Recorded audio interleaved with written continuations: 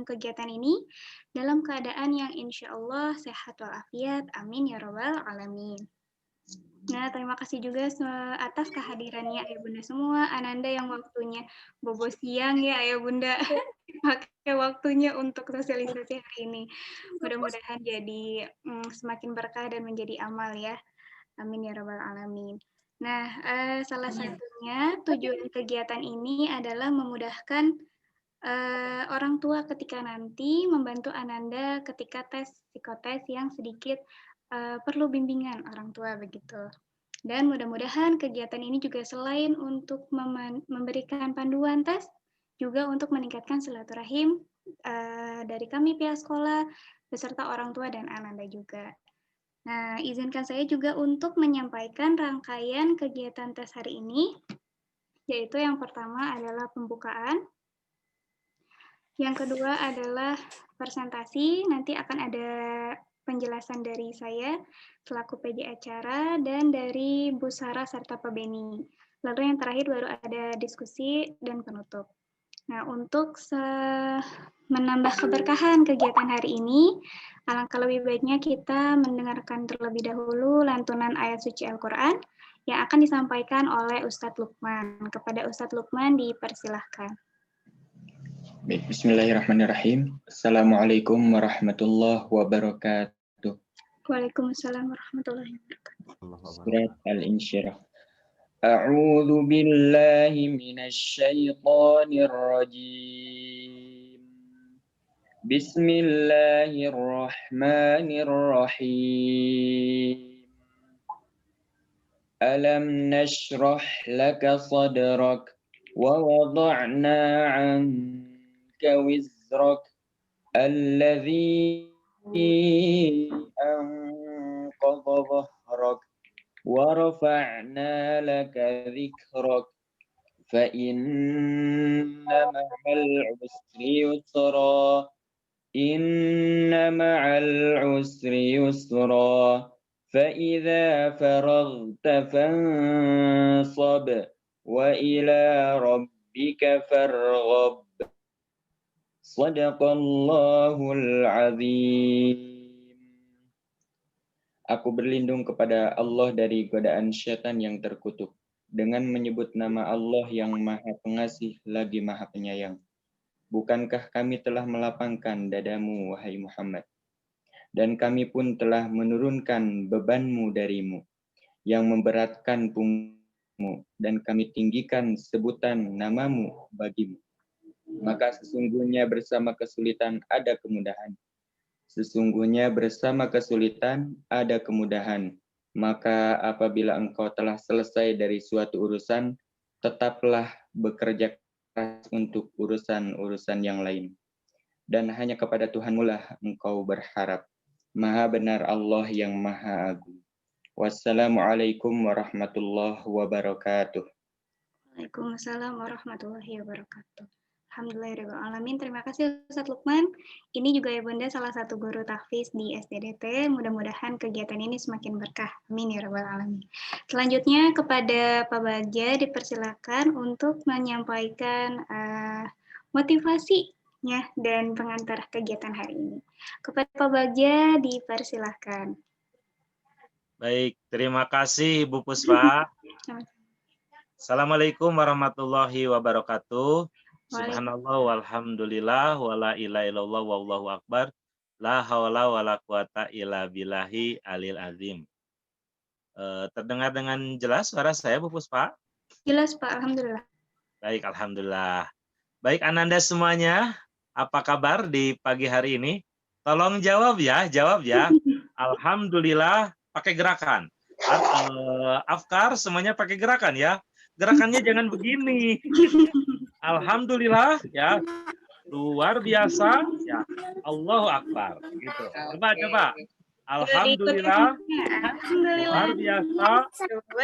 Allahu Akbar. Ke atas. Allahu Akbar. Ulangi lagi. Ya, alhamdulillah. Luar biasa. Allahu Akbar. Dicek ya semuanya ya. Anda semuanya, apa kabarnya siang hari ini? Jawab. Alhamdulillah. Allahu Akbar. Alhamdulillah ya. Baik. Allahu Akbar. Baik Ananda semuanya, kemudian juga Bunda dan Yanda yang hadir pada kesempatan hari ini, insya Allah nanti akan ada tentunya penjelasan tentang psikotes. Tetapi yang paling terpenting, Ananda semuanya adalah jadikan Ananda adalah orang yang bahagia dulu. Nah, rumus bahagia itu berawal dari Yanda dan Bundanya juga harus bahagia. Begitu. Jadi kalau Yanda dan Bundanya enggak bahagia, berat ini. Ya, betul ini teh. Anak-anak nanti belajar, mau tes. Yanda dan Bundanya hatinya lagi galau. Ya, oh, jangan pikirin dulu, aduh, biayanya dari mana nih? Aduh, berat nih bayarnya. Udah, itu mah serahkan ke Allah. Tugas orang tua mah yang penting ikhtiar. Nah, nanti ke depannya kan ada begitu. Aduh, belum juga tes, mikirnya banyak. Enggak. Udah, berikan yang terbaik dulu buat Ananda semuanya. Ya, Yanda dan Bunda semuanya harus bahagia dulu. Rumus bahagia itu satu yang pertama ya, insya Allah setiap masalah pasti ada solusinya. Setuju Yanda Bunda semuanya? Kakak Adrina setuju? Ya. Jadi setiap masalah pasti ada solusinya. Yang kedua, berpikiran positif.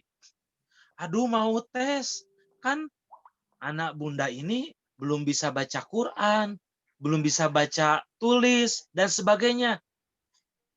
Jangan mendahulukan dulu kemampuan pikiran-pikiran negatif.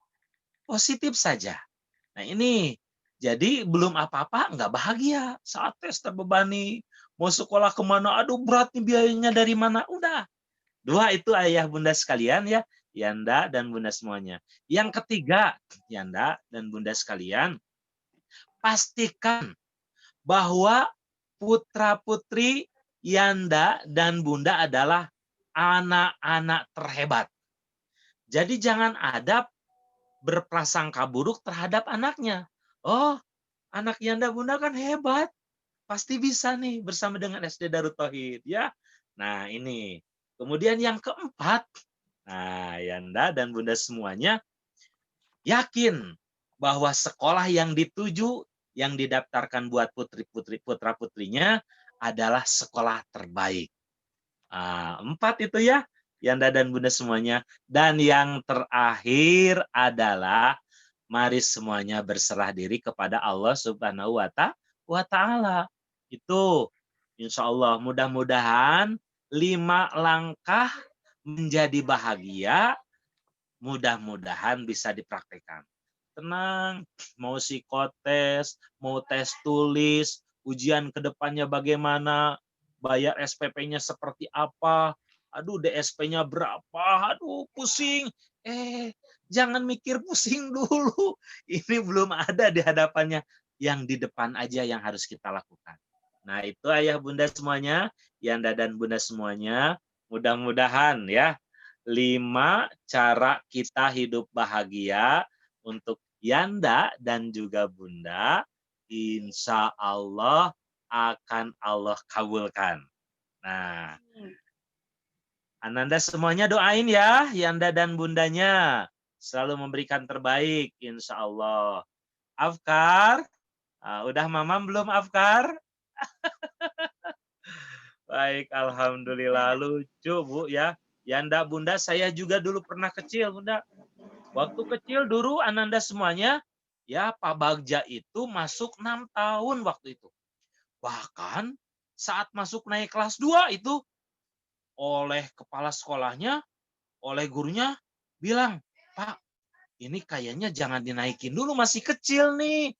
Masa mau masuk kelas 2, usianya belum nyampe 7 tahun katanya teh. Kan Allah yang ngasih ilmunya.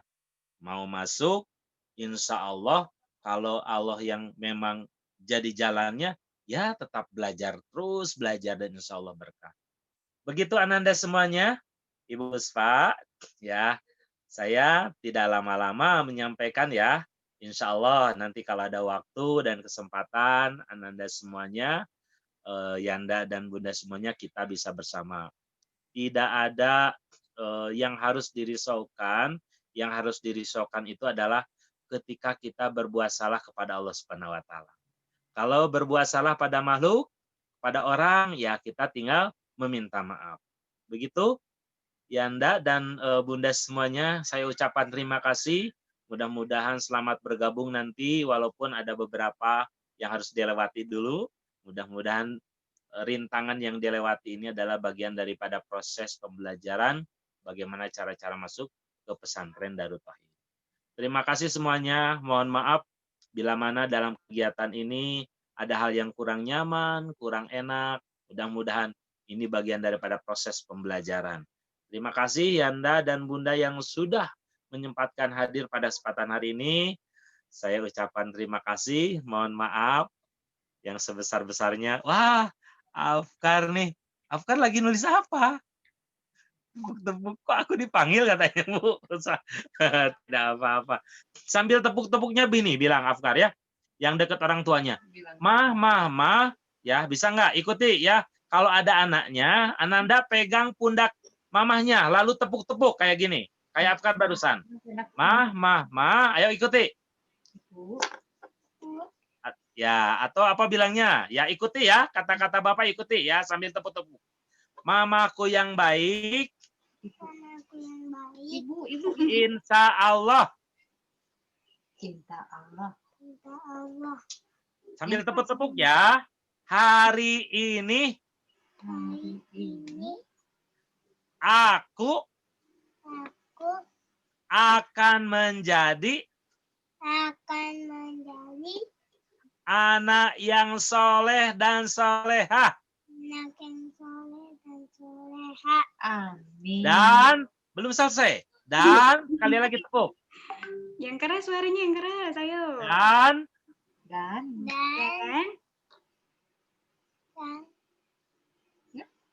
Ya? Pak Bagja mati. Pak Bagja? Bu Puspa? Ya, sudah ada Pak. Mangga dilanjutkan Pak. Aduh, punten kalau delay ya. Ikuti Dari lagi. Ya. Insya Allah yang keras suara. aku Aku akan menjadi penghafal Quran. Biar ayah dan bunda masuk surga. Amin. Amin, Masya Allah. Amin. Amin. Wah, anak-anak hebat ya. Hebat. Begitu bunda-bunda semuanya ya. Mohon doanya. Saya sedang menyelesaikan juga studi. Ayah bunda semuanya sedang berjuang 6 bulan ini. Mudah-mudahan Allah mudahkan, Allah lancarkan juga ya. Insya Allah. Hatur nuhun Ibu Puspa, terima kasih. Mohon maaf. Izin lab juga Bu Puspa ya. Karena untuk melanjutkan aktivitas selanjutnya. Mudah-mudahan kita dibimbing. Terima kasih. Assalamualaikum warahmatullahi wabarakatuh. Waalaikumsalam warahmatullahi wabarakatuh. Masya Allah, terima kasih Pak Bagja. Jadi bahagia nih ya untuk ayah bundanya. Semoga jadi bahagia. Anandanya juga nih yang mau tes. Jangan stres ya Pak Bagja, harus bahagia. Alhamdulillah. Bu Puspa, Ya, Pak Bagja. Bapak izin ya, lab ya. Boleh Bapak mangga. Hatur nuhun Pak. Ya, Alhamdulillah. Terima kasih Pak Bagja. Untuk acara pembukaan sudah selesai Ayah Bunda. Langsung kita ke kegiatan inti. Sedikit sebelum ke Bu Sarah, saya izin menyampaikan terkait gambaran umum tesnya. Bu Ajilia boleh di-share yang timeline terlebih dahulu. Nah, jadi Ayah Bunda, ada sedikit tes-tes yang perlu dilewati. Ini sifatnya pemetaan. Jadi, selagi umurnya sudah pas dan kematangan dari Ananda untuk masuk SD juga sudah cukup, itu alhamdulillah begitu. Jadi, kami sengaja membuat tes psikotes ini untuk mengetahui apakah Ananda sudah siap masuk SD sesuai perkembangannya ataukah belum, begitu. Nah, untuk tes di SDDT itu sendiri ada 3 jenis. Yang pertama itu tes psikotes. Tes psikotesnya juga ada 2, yaitu pertama tes kematangan masuk SD, itu nanti bentuknya observasi. Dan yang kedua ada analisa potensi minat bakat, itu fingerprint online. Semuanya full online ya Ayah Bunda. Ini untuk Ananda. Yang kedua ada wawancara orang tua. Nah ini sebagai bentuk sinkronisasi antara data siswa dan juga orang tua begitu.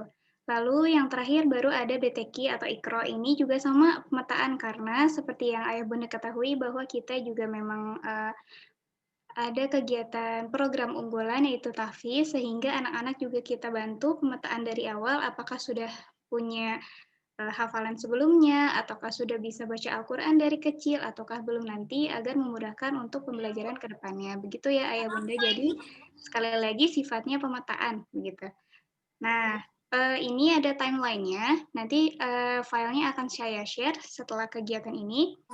Untuk tes kematangan, kita lakukan mulai dari hari ini, setelah ini boleh ya Ayah Bunda. Sengaja kenapa dikasih tahunya sekarang? Karena ketika tanggal 1 dan tanggal 5 ya, di name tag siswanya, itu tes wawancara dan BTQ-nya saja, begitu. Nah, karena membutuhkan observasi yang panjang untuk tes kematangan ini, dan perlu waktu pengkondisiannya Ananda, nggak bisa 1 hari 2 hari ya Bunda. Nah, jadi kami berikan rentang waktu mulai dari hari ini maksimal sampai tanggal 3 Februari, begitu. Nah, begitupun untuk tes analisa potensi minat bakat, karena ini ada 7 orang ya, gelombang 2 ini akan kami bentuk 2 kelompok, dan nanti ada hari pengumpulannya kapan, begitu. Nah, yang ketiga ada wawancara dan BTQ. Untuk wawancara ini, pelaksanaannya tanggal 1 sampai 2 Februari, dan BTQ 3 sampai 5 Februari. Mohon maaf, ini dilaksanakan di siang hari karena ketika guru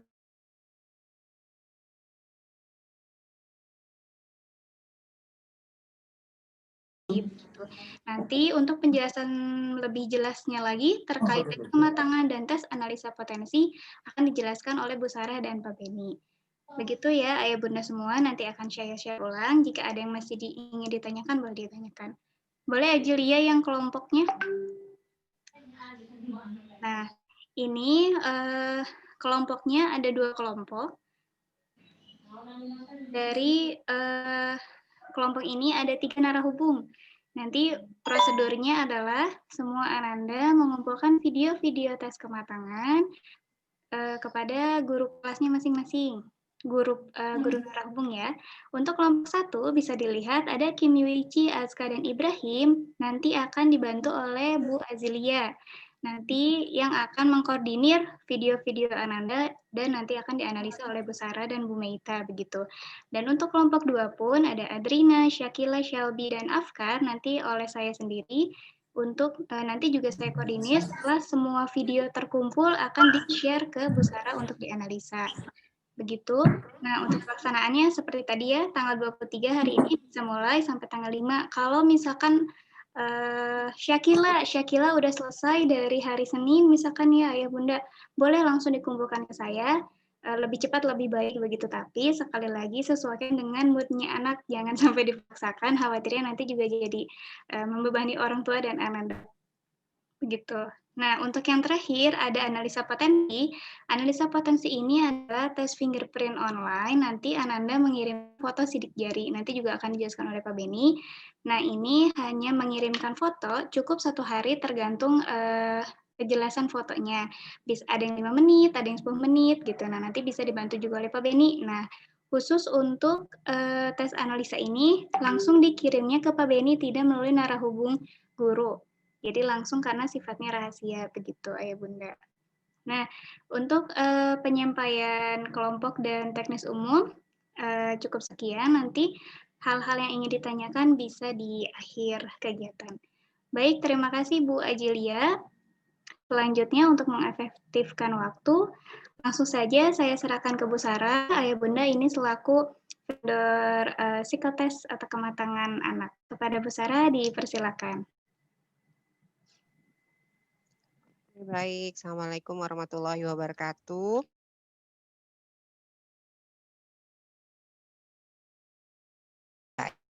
Semuanya Ibu Bapak, Mudah-mudahan baik ya. Anak-anaknya pada ada juga ya. Halo. Iya, ini Ada ada Afkar tuh. apa? Hai.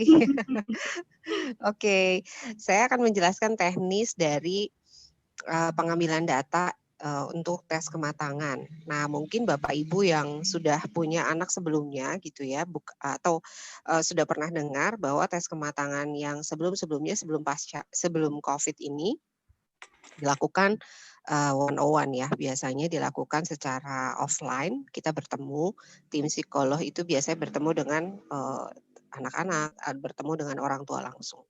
Nah, yang kita akan lakukan dengan Darut Tauhid ini adalah bagaimana kita tetap bisa memperoleh data yang kita perlu untuk menentukan apakah anak-anak ibu dan bapak ini sudah cukup matang atau belum matang untuk masuk ke sekolah dasar.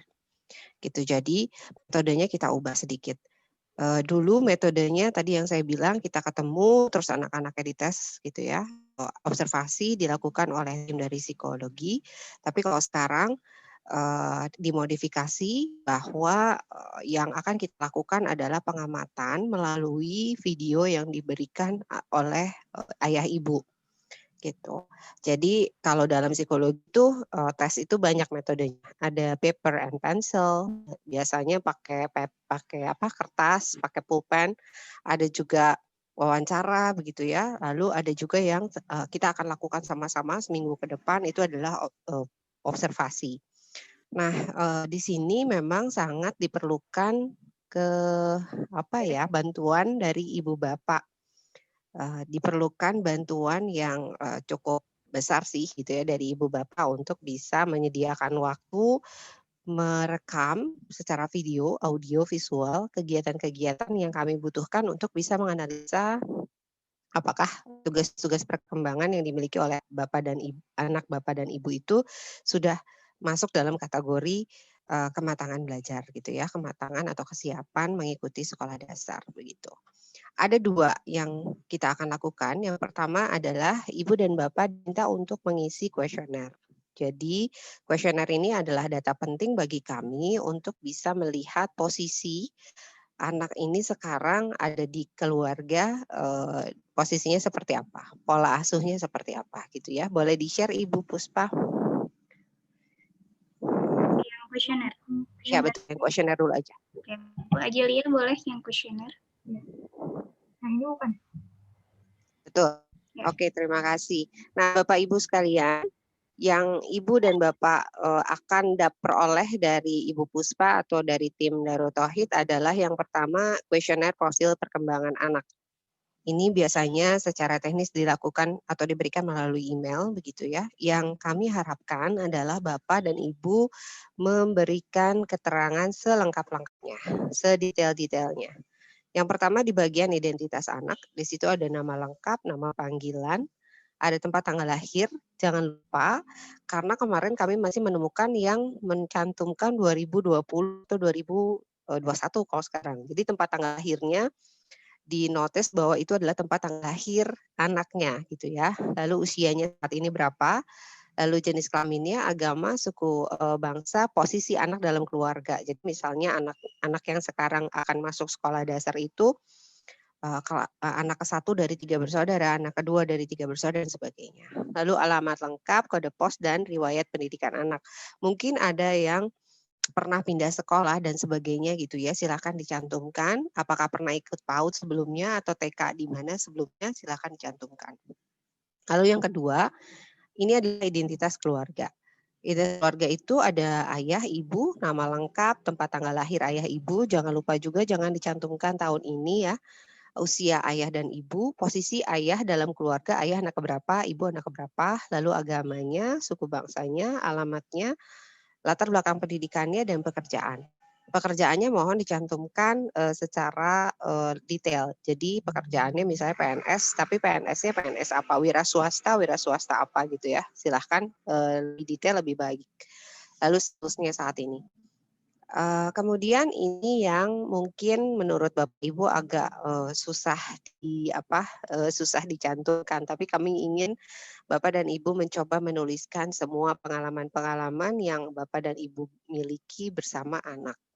Yang pertama, ini adalah membantu kami untuk meng-capture atau memahami pola pengasuhan yang selama ini Bapak dan Ibu lakukan terhadap anak. Jadi di sini pertanyaannya bagaimana hubungan ayah dengan anak gitu ya, kegiatan apa yang dilakukan bersama. Kami ingin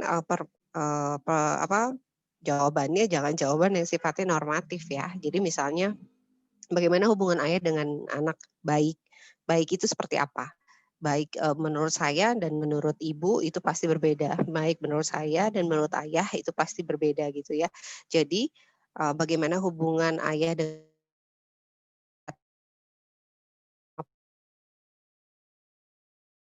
hanya bertemu seminggu sekali karena kerjanya di luar kota dan sebagainya, silakan diceritakan sedetail mungkin begitu ya. Begitu juga hubungan dengan ibu, sedekat apa gitu. Jadi semakin spesifik semakin baik. Kegiatan yang paling biasa dilakukan bersama apa saja, silakan dicantumkan.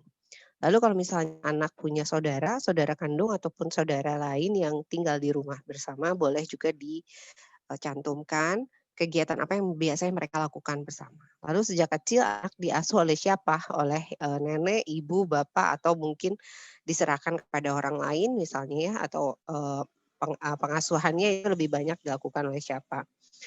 Lalu pertanyaan-pertanyaan lain seperti respon anak ketika mendapatkan sesuatu yang diinginkan, cara atau cara mengasuh orang tua ketika anak berhasil melakukan sesuatu atau gagal, cara mengasuh ketika anak tidak mendapatkan apa yang dia mau, itu seperti apa. Lalu next. Ini pergaulan sosial. Dengan siapa biasanya anak menghabiskan waktu luang di luar ataupun di dalam rumah? Biasanya main sama tetangga kah atau nggak pernah main sama sekali dengan tetangga? Atau memang di dalam kompleks rumahnya susah dapat teman yang sebaya gitu ya, yang seumuran, ya dicantumkan saja bahwa anak lebih banyak menghabiskan waktu di rumah bersama ibu dan bapak karena tidak ada tetangga yang seumur, itu juga boleh dicantumkan. Kegiatan apa yang biasa dilakukan anak ketika mengisi waktu luang? Berapa lama waktu yang dihabiskan untuk kegiatan tersebut gitu ya. Reaksi anak ketika di lingkungan baru dan apa reaksinya kalau dia disuruh misalnya. Itu, kemudian next. Ini agak panjang ya Bapak Ibu. Bapak Ibu punya waktu 1 minggu full atau penuh untuk bisa mengisi. Saran saya sih nggak usah maksain 1 hari, 1 kali one day shot gitu untuk melengkapi ini, tapi santai saja. Menurut yang ini ada pertanyaan, menurut pengamatan orang tua, anak lebih sering terkesan seperti apa? Ini boleh dicoret atau boleh di-dot gitu ya. Pemalu, jarang melakukan ini, dipilih aja. Lalu yang selanjutnya ini gambaran pendidikan. Ini kalau misalnya anak ibu sudah pernah PAUD atau TK, silahkan ceritakan bagaimana kondisi anak ibu ketika di sekolah. Prestasinya kayak apa? Pernah ada hambatan atau tidak? Pendapat gurunya terhadap anak ibu seperti apa? Kegiatan ekstrakurikulernya apa? Pernah ikut les apa? Les berenang, les nyanyi, les apapun itu silakan dicantumkan gitu ya. Lalu ini tidak kalah penting terkait dengan riwayat kesehatan fisik dan psikologis. Riwayat kelahiran anak, sesar atau normal, lahirnya usia berapa, pernah sakit berat atau tidak gitu ya. Kemudian selanjutnya ini anaknya pernah diinkubator atau enggak, pernah punya gangguan kebawaan atau enggak gitu ya. Terus pernah konsumsi ASI-nya berapa lama, lalu ya ASI-nya seperti apa. Pernah sakit tadi yang saya bilang. Nih kalau misalnya ibu masih ingat silakan di bulan keberapa gitu ya, kalau enggak dikira-kira ketika dia usia berapa. Oke. Ini masih riwayat kesehatan. Oke, dan apakah anaknya pernah ikut pemeriksaan psikologi sebelumnya atau belum? Kenapa? Tujuannya apa gitu ya? Lalu kemudian next Ibu. Ya, apakah saat ini anak Ibu atau anak Bapak ini sedang mengkonsumsi obat-obatan tertentu atau tidak dari dokter, itu juga boleh dicantumkan. Lalu yang selanjutnya adalah perkembangan bahasa. Nah, ini Ibu dan Bapak memang harus mengingat-ingat lagi kapan dia pertama kali mengoceh, kata pertamanya apa, berbicara dengan jelas itu terstruktur 1-2 kata atau 1 full kalimat itu di usia berapa, dan cara dia berkomunikasi, cara dia berbicara itu seperti apa, pelan atau rusuh gitu ya, kayak saya kalau ngomong rusuh gitu, cepat-cepat gitu, atau seperti apa. Lalu kemudian next.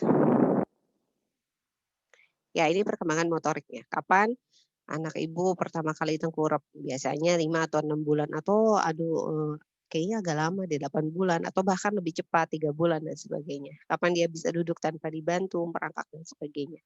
Ini bisa dicoret yang sesuai. Seperti itu. Ini kuesionernya. Jadi saya minta kuesioner ini diisi sedetail mungkin, diisi selengkap mungkin. Kenapa? Karena saya nggak bisa ketemu Ibu langsung, saya nggak bisa ngobrol sama Bapak langsung sebagai orang tua. Jadi saya harap apa yang menjadi pertanyaan ini bisa dilengkapi sedetail-detailnya supaya saya dan tim bisa memperoleh setidaknya gambaran terkait dengan bagaimana anak Ibu dibesarkan atau setidaknya kami bisa tahu keluarga yang membesarkan anak ini seperti apa latar belakangnya begitu ya, dan latar belakang anak ini seperti apa begitu. Oke, ini kuesionernya. Ya, ini sudah selesai. Oke, Ya, selanjutnya ada yang mau ditanyakan dulu tentang kuesionernya? mangga ya Bunda, kalau ada yang mau bertanya boleh? Ada? Belum sepertinya Bu Sarah, boleh. Oke, baik. Kemudian kita ke videonya ya Bu ya. Apa saja yang akan kita observasi? Boleh data listnya Bu Ajilia. Yang mana, Bu? Bu Puspa? Ya, Yang Mana? yang format observasi. Sebentar. Format observasi perkembangan. Oh, iya. Ini bukannya? coba lihat. Ya, betul yang ini. Oke, Bapak Ibu sekalian, ini yang tidak kalah seru ya. Kalau dari gelombang 1 kemarin, saya dan Bu Meita, cuman kayaknya Bu Meita hari ini belum berhalangan hadir ya. Saya dan Ibu Meita sebenarnya merasa amazing gitu ya dengan ibu-ibu dan bapak-bapak yang mau terlibat untuk memberikan video yang detail sekali. Nah, saya harap Bapak dan Ibu yang ada di gelombang 2 ini juga tidak kalah bersemangatnya ya untuk memberikan video yang sedetail mungkin, selengkap mungkin terkait dengan aspek-aspek perkembangan anak. Nah,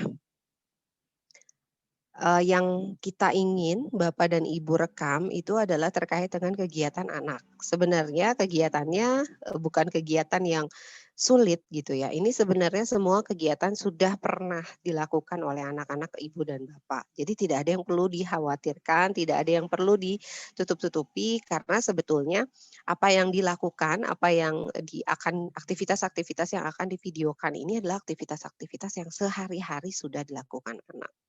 Bedanya saat ini aktivitas itu menjadi bukti atau menjadi indikator bahwa anak Ibu sudah matang dengan catatan atau belum matang untuk masuk sekolah dasar.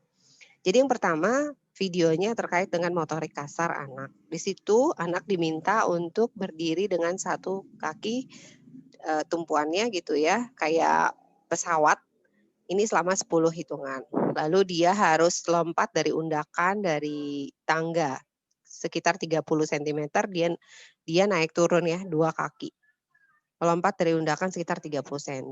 Lalu dia harus lompat depan belakang, samping kiri kanan. Ini sambil ngobrol aja. Kakak tolong sebelah kiri mana, coba Ibu mau tahu gitu ya, atau Bunda mau tahu sebelah kirinya kakak yang mana. Terus suruh dia lompat ke kanan dan ke kiri.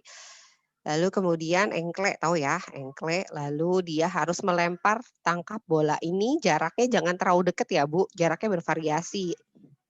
Jadi ada yang jaraknya misalnya 0,5 meter, ada yang jaraknya jangan terlalu jauh, pokoknya ada jarak yang dekat, ada jarak yang jauh. Si bolanya juga bisa bervariasi, dari mulai bola tenis, lalu sampai dengan bola kaki misalnya. Jadi kalau anak sih sebenarnya kalau dari yang kita lihat kemarin senang banget gitu ya dibawa keluar. Terus dia melakukan aktivitas ini biasanya sih ketawa-ketawa gitu ya, dia senang banget. Nah, itu yang pertama aspek motorik kasar. Lalu yang kedua adalah motorik halus. Sama, ini juga sudah pasti sering dilakukan oleh anak-anak. Motorik halus ini yang pertama dia boleh menggambar bebas. Apa aja, terserah. Sambil cerita, sambil gambarnya dia harus menerangkan gambarnya seperti apa gitu ya, bebas. Media untuk menggambarnya kalau bisa bervariasi. Suruh dia pakai cat air, suruh dia pakai spidol, suruh dia pakai pensil, pulpen, apapun yang bisa menjadi media untuk menggambar. Jadi akan lebih lengkap buat kami kalau misalnya kami juga bisa melihat banyak media gambar atau media tulis yang ibu dan bapak berikan ke anak-anak. Jadi nggak cuma pensil aja, nggak cuma pulpen aja, tapi semua media gambar. Dan bebaskan dia untuk menggunakan apapun yang dia mau gitu ya. Nah, menggambar bebas, lalu mewarnai. Kalau mewarnai biasanya udah ada kerangka gambarnya gitu ya. Dia harus mewarnai. Lalu dia harus menuliskan namanya gitu. Mau didiktekan mau enggak silahkan, tapi dia harus menuliskan nama, lalu dia biasanya melipat kertas dan menggunting kertas.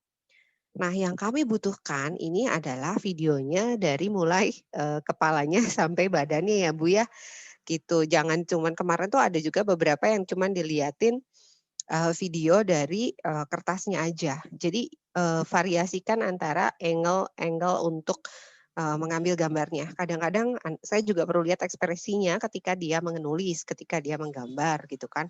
Saya juga perlu melihat sikap tubuhnya ketika dia menulis atau menggambar. Apakah sikap tubuhnya sudah tegak atau belum? Itu satu gerakan yang penting sekali untuk saya observasi gitu. Posisi dia dalam menulis, menggambar itu bebas. Saya nggak tentuin harus gimana. Tapi kalau bisa saya bisa melihat setengah badannya atau lebih bagus kalau misalnya angle gambarnya itu bervariasi. Ada yang ketika dia angle gambarnya semua keseluruhan, ada juga ketika dia menulis gitu ya. Cara memegang pulpennya saya harus lihat seperti apa. Lalu kualitas gambarnya kayak gimana, kalau bisa dilihatin ke kamera gitu ya. Itu untuk motorik halusnya. Nah, kalau untuk bahasa aspek selanjutnya, ini sifatnya kayak ngobrol aja. Jadi misalnya dia memperkenalkan diri namanya siapa, usianya, lalu orang tuanya namanya siapa ya. Kalau yang kemarin sih ada beberapa yang sambil nyanyi gitu ya. Dia sebutin pengalaman-pengalaman dia seperti apa. Lalu bernyanyi. Bernyanyi itu penting. Karena beberapa anak-anak yang mengalami gangguan pada perkembangan bahasa biasanya kelihatan dari cara nyanyinya gitu ya. Dan saya juga ingin lebih fokus pada observasi bagaimana dia bisa menyerap ritme gitu. Jadi ritme, ketukan dan sebagainya, nada-nadanya itu untuk kami itu penting untuk melihat sejauh mana dia bisa menyerap bunyi yang merupakan basic dari bagaimana dia belajar berbahasa gitu atau berkomunikasi. Nyanyinya bebas, mau bahasa Sunda, kemarin ada yang bahasa Sunda, terus ada yang bahasa Inggris, bahasa Korea, bahasa Jepang bahkan kalau yang kemarin ada bebas. Pokoknya nyanyi aja yang dia suka gitu ya. Terus dan ini juga nggak dipatok mesti berapa lama, mesti berapa lagu, boleh gitu ya. Lalu yang terakhir ini adalah video tentang kemampuan pra-akademik. Ini si anak harus menyebutkan 1 sampai 20. Jadi sebutin dulu, menuliskan 1 sampai 20, lalu dia menyebutkan A sampai Z, lalu dia menuliskan juga A sampai Z. Hurufnya huruf terserah, mau huruf sambung, mau huruf kecil, huruf besar boleh. Lalu kalau misalnya sudah ada yang bisa membaca, silakan minta anaknya untuk membaca gitu ya. 1 paragraf juga cukup. Kalau misalnya dia udah bisa nyebutin 1 sampai 20, 1, 2, 3, 4, ibu dan bapak boleh iseng tanya, habis angka 3 berapa? 4 atau kadang-kadang karena ada anak juga yang habis angka 3 berapa? 1, 2, 3, 4 dia bilang gitu. Tapi ada juga anak-anak yang habis angka 3 berapa? 4 langsung.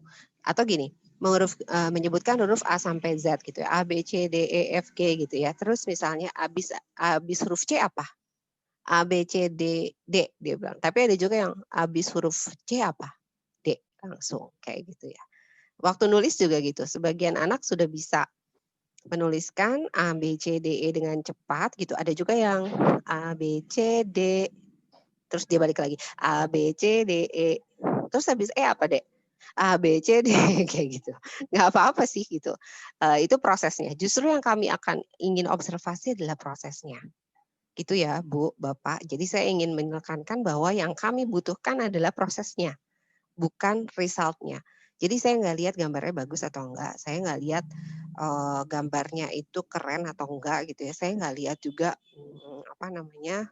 cara dia menulisnya rapi atau enggak. No. Yang saya lihat adalah prosesnya. Bagaimana dia berproses untuk menghasilkan misalnya untuk ketika dia berbicara gitu ya.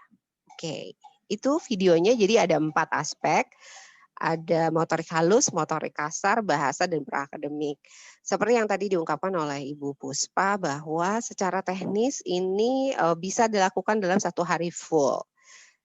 Kalau misalnya anaknya mau. Tapi kalau enggak, Ibu punya waktu lama sekali untuk bisa betul-betul memberikan video yang lengkap gitu ya. Jadi dicicil juga nggak apa-apa. Semutnya anak-anak aja. Kalau moodnya lagi oke, lagi bagus, boleh. Jangan dipaksa gitu ya. Karena ini juga udah lumayan banyak apa yang dia harus lakukan. Dan kalau kemarin ada juga yang terlalu singkat gitu ya. Terlalu singkat tuh buat saya agak susah karena saya jadi kurang bisa melihat proses anak itu dalam melakukan satu aktivitas itu seperti apa. Jadi durasi saya nggak batasi, tapi kalau bisa prosesnya dari awal sampai akhir itu selesai gitu. Oke, ada yang mau ditanyakan Bapak Ibu silahkan. Iya, Ini nanti di-share sama Bu Puspa kan ya ke ya, oke. nanti di-share. Baik Ayah Bunda, jika ada yang ingin ditanyakan boleh Bun. Ada? Nah, nanti untuk pengumpulannya boleh dicicil ya Bu Sarah ya. Iya, mangga. Adlina baru beresnya motorik kasar, boleh nanti silakan dikirim ke email, semuanya dikirim ke email, nanti konfirmasi ke guru begitu. Jadi nanti baru ketika sudah lengkap Ayah Bunda semua videonya, dari pihak guru akan mengirimkan ke Bu Sarah gitu. Sampai sini ada yang ingin ditanyakan dulu? Belum? Baik, nanti di akhir Ayah Bunda masih bisa bertanya. Oke.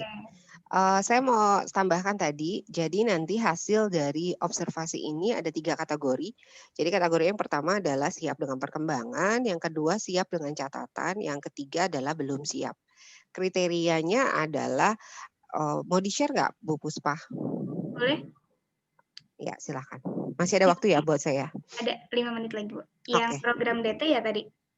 Yang terakhir. Boleh. Bu Adil boleh yang program DT?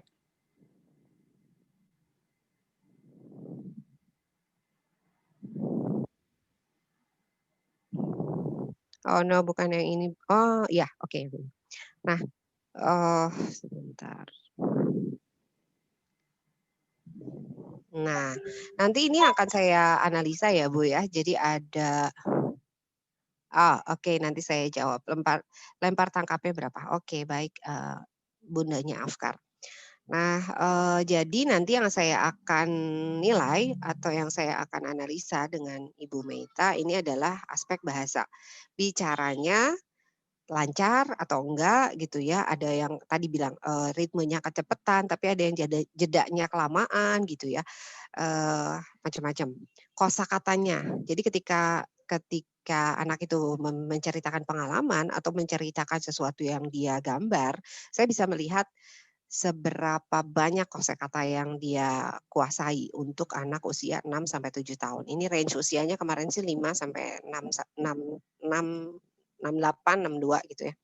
Nah, cara bicaranya ada beberapa yang kayak kemarin cadel atau ada beberapa yang kemarin juga kita temukan ritmenya terlalu cepat atau justru terlalu lambat gitu ya. Nah, ini bicara kosakata dan cara dia merangkai kalimat itu terstruktur atau tidak. Lalu motorik kasar yang kita akan lihat adalah keseimbangan dan kekakuan ototnya. Keluasan ototnya kita bisa lihat. Lalu motorik halus yang paling penting adalah cara dia memegang pensilnya kayak gimana. Kayak gini cara pegang pensilnya. Lalu menarik garis. Makanya saya tadi minta angle untuk pengambilan gambarnya, sudutnya boleh Ibu dan Bapak mainkan gitu ya. Lalu sikap kerjanya, ketika Ibu dan Bapak memberikan instruksi kepada anak-anak, dia kayak gimana? Nggak usah nggak usah dipakein skenario gitu sih. Jadi Ibu biasa aja, kayak kita ngobrol biasa aja gitu ya. Lalu konsentrasinya, impulsivitasnya, dan motivasinya.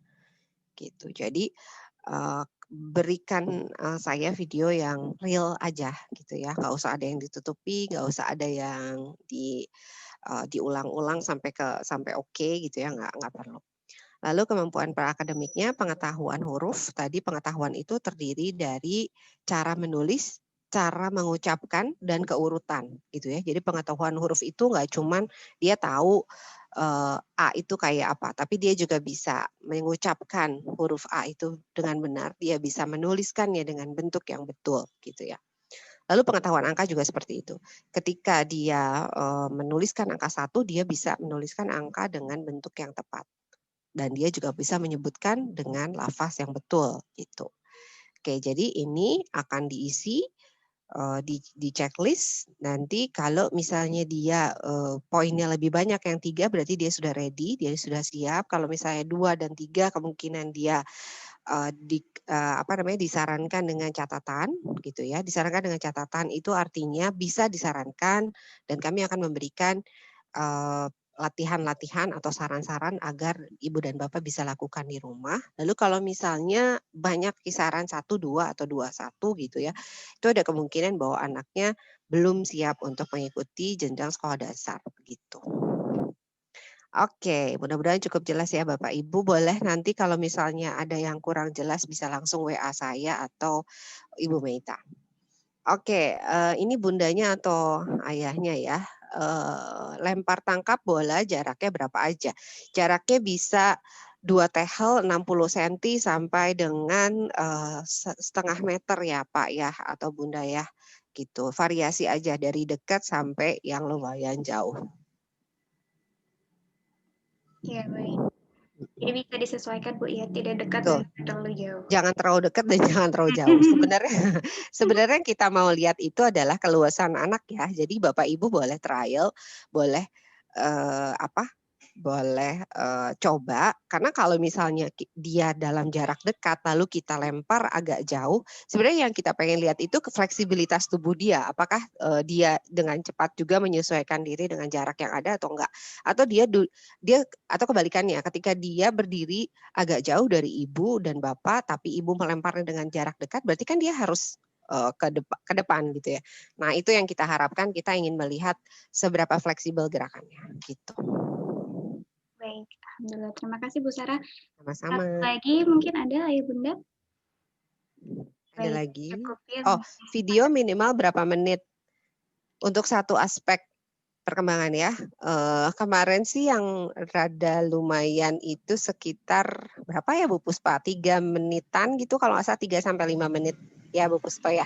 Iya. Tapi itu buat satu aktivitas bukan semua aspek. Iya. Kalau bisa semakin lengkap, lebih bagus satu aktivitas satu video ya Bu Sarah, jadi lebih Ya jelas. betul.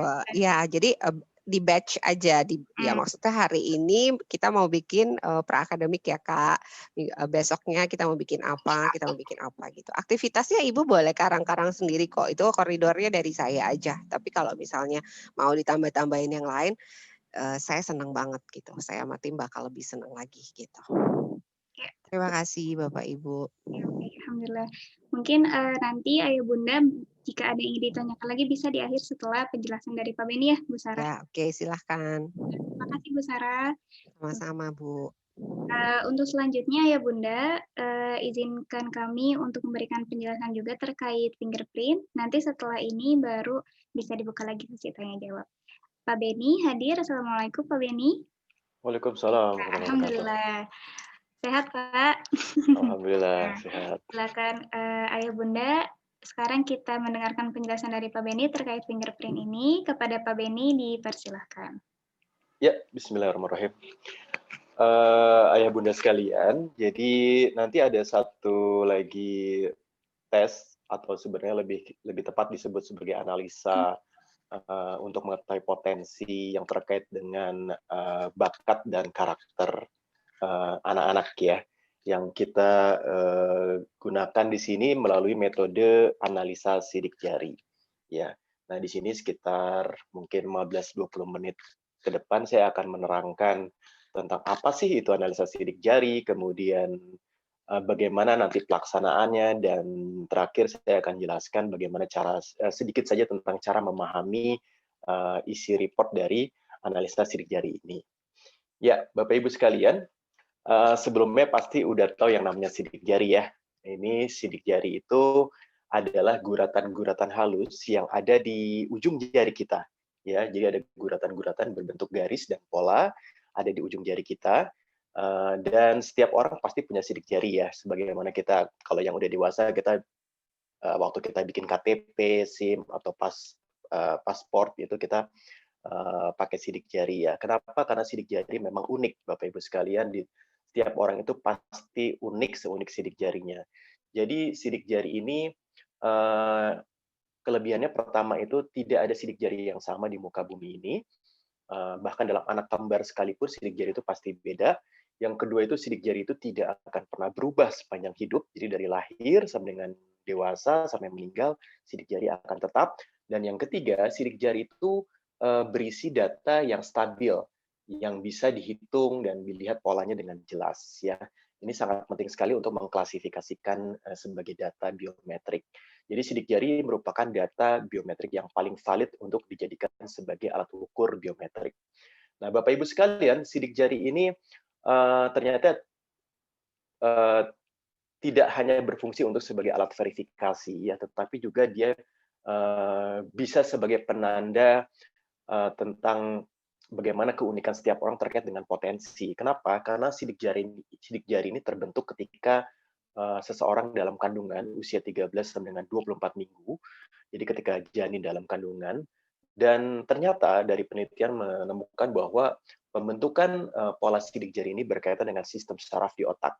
Ya, jadi Bapak Ibu sekalian, intinya nanti kita akan menggunakan sidik jari ini untuk melihat potensi yang terkait dengan kerja otak anak-anak kita. Nah, jadi Bapak Ibu sekalian, ini adalah sebuah teknologi ya, teknologi berbasis IT biometrik menggunakan riset ilmu dermatoglifik dan dengan penjelasan dari psikologi terapan. Kita akan menggunakan data sidik jari putra-putri para santri dari SD Darut Tauhid untuk diketahui potensi bawaan lahirnya. Nah, sebelumnya saya ingin menjelaskan bahwa yang kita akan analisa adalah potensi, bukan performa ya. Jadi bedanya seperti tadi Bu Sarah sampaikan bahwa kalau dari sisi psikologi itu metode psikometrik akan dilihat perkembangannya ya. Tes kematangan itu melihat perkembangan kematangan yang sekarang. Nah, sementara dari sidik jari yang dilihat adalah bawaannya, bawaan lahirnya yang notabene potensi bawaan lahir ini adalah secara genetik dan tidak akan pernah berubah sepanjang hayat ya Bapak Ibu sekalian. Nah, caranya gimana nanti? Ini sangat mudah sekali, bahkan bisa dilakukan hanya mungkin 3-5 menit saja. Ya, ini Bapak Ibu sekalian cukup sediakan yang namanya handphone yang ada kameranya ya. Kalau bisa jangan yang versi lawas ya, yang agak lebih baru supaya kameranya lebih jelas ya Bapak Ibu sekalian ya. Cukup kamera yang ada handphone yang ada kameranya saja alatnya sebetulnya. Sama tambahan sedikit yaitu bedak tabur ya. Mungkin para ibu biasanya punya ya bedak bayi atau bedak apa saja, atau kalau misalnya nggak ada mungkin tepung ya untuk mengolesi sidik jarinya supaya apa? Supaya lebih mudah ketika diambil fotonya. Jadi nanti Bapak Ibu bisa lihat di sini bahwa sidik jari nanti sebelum difoto itu jarinya dilumeri dulu, ditaburi dulu oleh bedak ya, supaya lebih jelas guratan-guratan garisnya ya, supaya jelas terlihat. Jadi foto yang bagus adalah foto yang terlihat guratan-guratan garisnya. Jadi pastikan ya ketika nanti diambil fotonya itu fokus ya. Jadi jangan sampai blur, jangan sampai gerak ya. Pastikan nanti fokus kepada jarinya. Jadi kita akan mengambil foto selfie 10 jari anak-anak kita, Bapak Ibu sekalian. Jadi mudah ya. Jadi nanti bisa satu persatu caranya. Ingat ya Bapak Ibu sekalian, yang diambil adalah 10 jarinya ya, tangan kanan kiri ya. Diambil semuanya ya Bapak Ibu. Cukup dari bagian depan aja. Nanti pengambilan gambarnya jangan terlalu dekat juga, nanti takutnya nanti nggak fokus, tapi juga jangan terlalu jauh ya. Secukupnya saja, pastikan bahwa guratan-guratan garis ini bisa terlihat. Dan kalau bisa, fotonya diambil pada cahaya yang cukup terang, atau minimal dinyalakan lampu senter di kamera Bapak Ibu sekalian ya. Mulai nanti di fotonya ya Bapak Ibu sekalian ya, di fotonya dari mulai tangan kiri ya, maaf ya. Jadi mulai dari tangan kiri dulu. Jempol kiri, telunjuk kiri, jari tengah kiri, jari manis kiri, jari kelingking kiri, lalu dilanjut jempol kanan, jari telunjuk kanan, jari tengah, jari manis, jari kelingking kanan. Kalau bisa Bapak Ibu sekalian setelah difoto dikasih tulisan ya. Ini telunjuk kiri misalkan, atau jari tengah kanan. Jadi dikasih foto kalau bisa. Tapi kalau misalkan Bapak Ibu nggak bisa ngeditnya, cukup dikirim secara berurutan ya. Nah, jadi itu saja Bapak Ibu caranya ya. Jadi difoto saja seperti biasa pakai kamera HP. Nah, setelah difoto seluruhnya, kirimkan satu-satu kepada kami. Langsung aja nih kita permudah. Biasanya kita kirimnya via website, tapi khusus untuk Bapak Ibu nanti kirim aja ke nomor WA ini ya, 0878 2546 7260. Jadi Bapak Ibu sampaikan saja nama dan tanggal lahirnya, lalu kirim foto sidik jari dari 10 jari putra-putri Bapak Ibu sekalian ke nomor ini. Nanti dari kami, setelah kami periksa ya, apakah gambarnya cukup jelas atau tidak. Kalau cukup jelas, kami akan proses lebih lanjut, kami akan analisis. Kalau misalkan gambar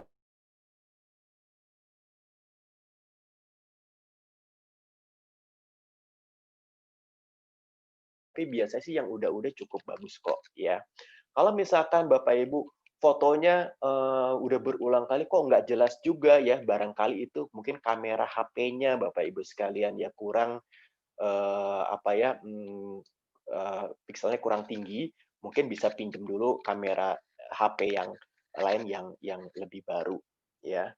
Nah, Bapak Ibu sekalian, itu caranya mudah ya. Nanti kalau Bapak Ibu ada yang belum jelas bisa langsung tanya ya, bagaimana. Nanti pun juga kalau Bapak Ibu kontak ke kita ke nomor tadi ya, kalau misalnya ada yang kurang jelas kita langsung bimbing kok di situ ya. Nah, berikutnya adalah tentang penjelasan analisa sidik jari ya. Jadi analisa sidik jari ini tadi di awal sudah disampaikan bahwa itu adalah sebuah teknologi untuk mengetahui potensi genetik bawaan lahir ya. Jadi Bapak Ibu sekalian, tiap orang itu sidik jarinya berbeda. Kita nanti dari data Bapak Ibu yang kirimkan ke kami akan menghitung ya, akan menghitung struktur sidik jarinya Bapak Ibu sekalian ya. Oh ya, sebelumnya saya akan sampaikan bahwa data sidik jari yang Bapak Ibu kirimkan itu insya Allah aman ya. Kita nggak akan pergunakan untuk yang ilegal ya. Kita juga tidak akan simpan data ini di server kami. Jadi kami akan langsung hapus Bapak Ibu sekalian. Jadi jangan takut di-hack ya. Data ini aman ya.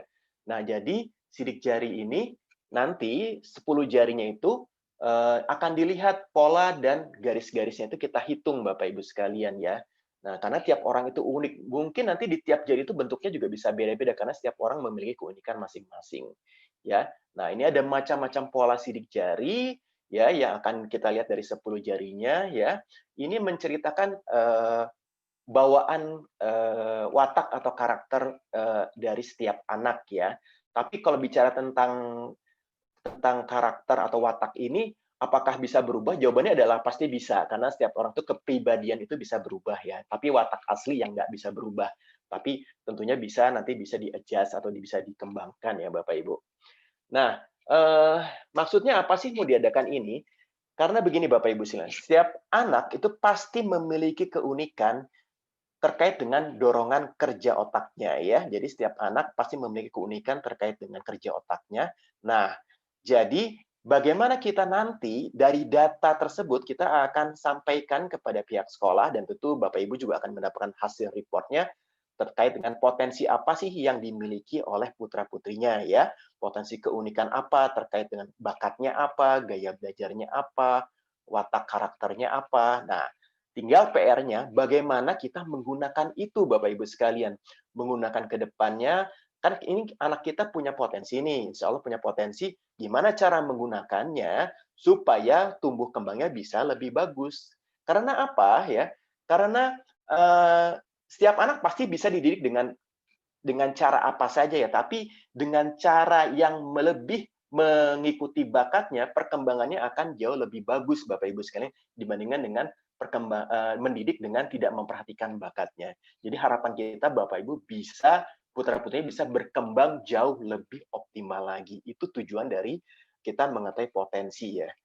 Nah, Bapak Ibu sekalian, intinya ketika kita berbicara tentang kerja otaknya, kita akan bagaimana mengenali yang namanya passion and curiosity. Ini penting banget bagaimana membuat anak-anak kita bisa termotivasi untuk selalu mau belajar ya dan memiliki passion atau gairah yang sangat tinggi untuk selalu belajar ya. Nah, ini akan terlihat dari dorongan kerja otaknya Bapak Ibu sekalian.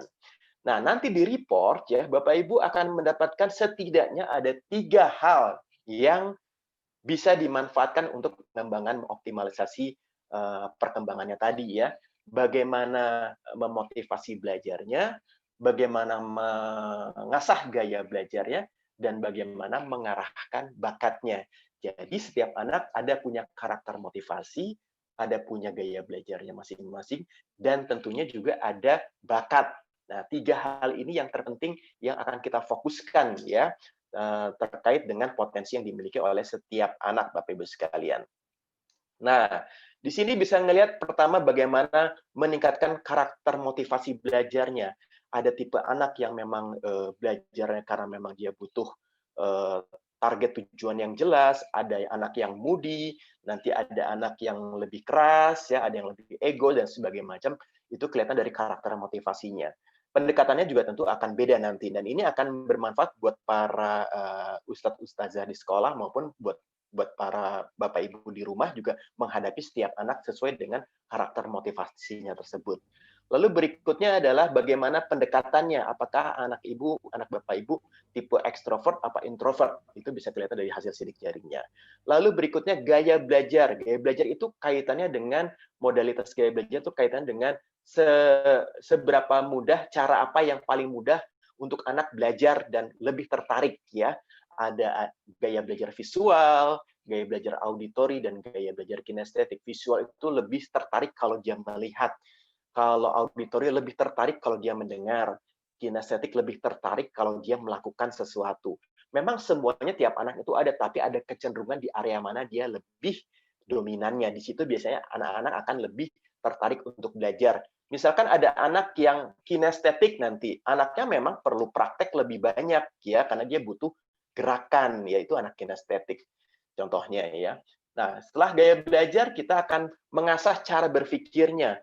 Ada 2 cara berpikir, ada logical thinking dan ada anak creative thinking. Ini cara pendekatannya juga beda. Kalau logical thinking itu cara berpikirnya secara berurut ya. Kalau mengajarkan ke dia berarti harus berurut, sebab akibatnya harus jelas ya. Biasanya anak-anak logical thinking itu jauh lebih kritis ya. Sementara anak yang creative thinking itu cara berpikirnya lebih holistik, lebih menggunakan kreativitas, imajinasi ya, lebih random ya. Jadi harus menggunakan cara-cara yang lebih kreatif. Nah, kemudian terakhir adalah bakat ya. Jadi bakat kita menganut asas multiple intelligence atau kecerdasan majemuk. Nanti setiap anak akan ada sekitar 2 atau 3 bakat yang lebih menonjol. Dan sebaiknya itulah yang diprioritaskan untuk diasah lebih lanjut ya.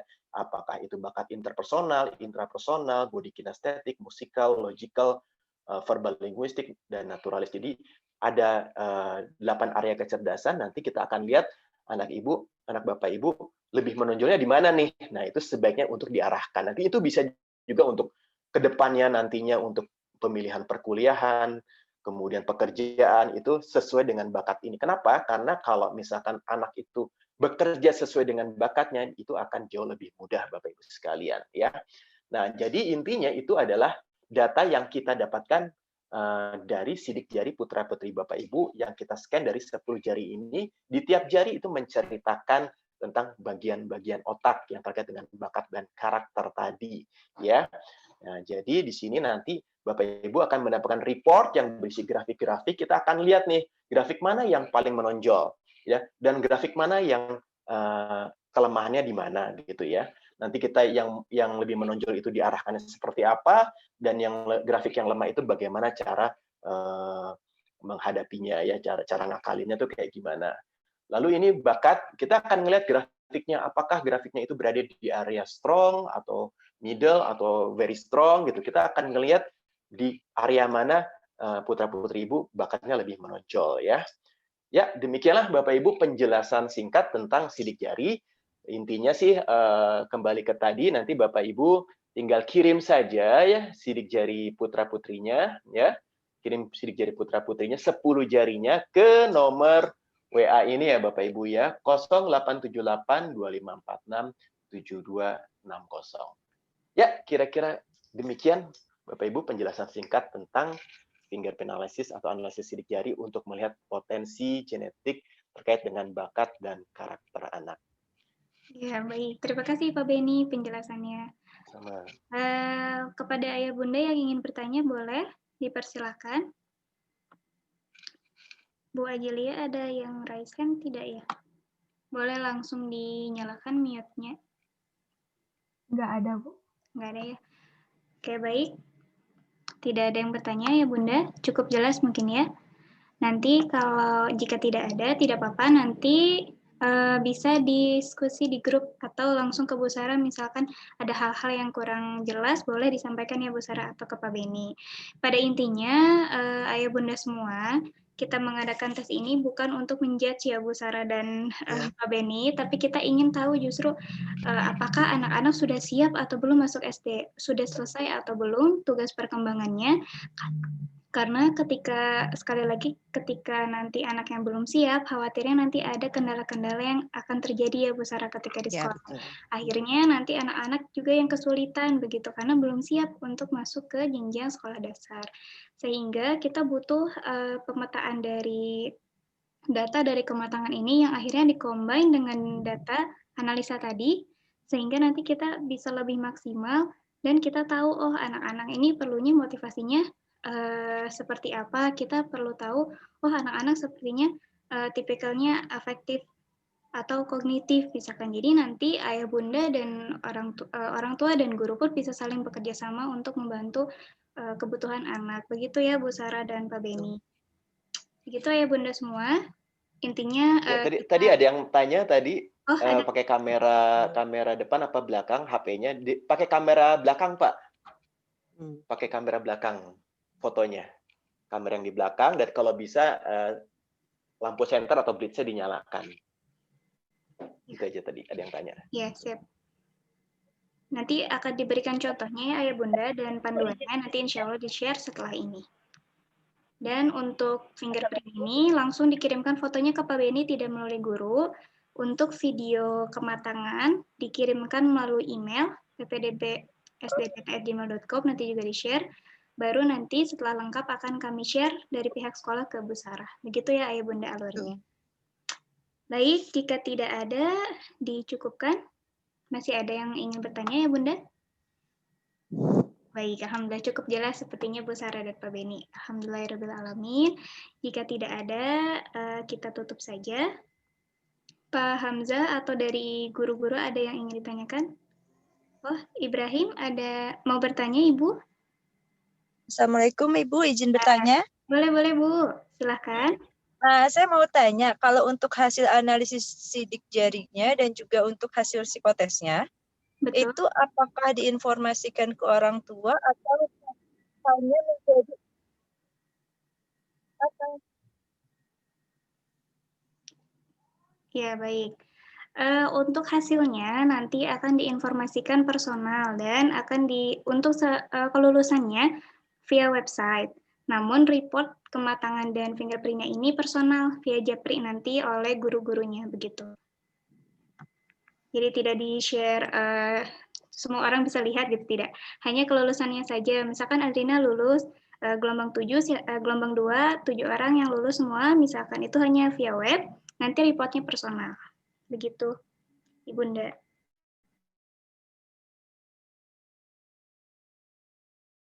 Ditanyakan? Halo, maaf tadi kepotong soalnya ada telepon masuk. Oh iya, nggak apa-apa Bunda. Sudah cukup jelas Bunda? Udah lagi? Iya tadi jadinya untuk konsumsi sekolah aja ya? Enggak, nanti ada report sekolah punya dan orang tua juga punya. Itu memang haknya ayah bunda semua. Gitu. Ya. Nanti untuk untuk aspek-aspek tadi yang disebutkan dikirim juga by WA group itu ya Bu ya? Ya betul, nanti kuesioner, lalu tadi yang aspek video, lalu panduan fingerprint ini juga nanti di-share Bunda, serta kelompok dan timeline, semuanya di-share. Terima kasih ya Ibu. Iya, sama-sama Ibu. Assalamualaikum. Waalaikumsalam. Baik. Ada lagi ya Bunda? Cukup? Ya baik, Alhamdulillah. Pak Hamzah, untuk informasi persyaratan, ada yang mau disampaikan? Cukup Bu, alhamdulillah. Baik, Alhamdulillah. Jika tidak ada, kita tutup saja ya. Alhamdulillahirrahmanirrahim. Terima kasih ayah bunda semua yang sudah menghadiri kegiatan hari ini. Mudah-mudahan bermanfaat dan kita juga bisa lebih mudah ketika nanti pengkondisian anak-anak. Kita tutup dengan membaca hamdalah bersama-sama. Alhamdulillahirrahmanirrahim. Astagfirullahaladzim. Doa kifaratul majlis. Subhanakallahumma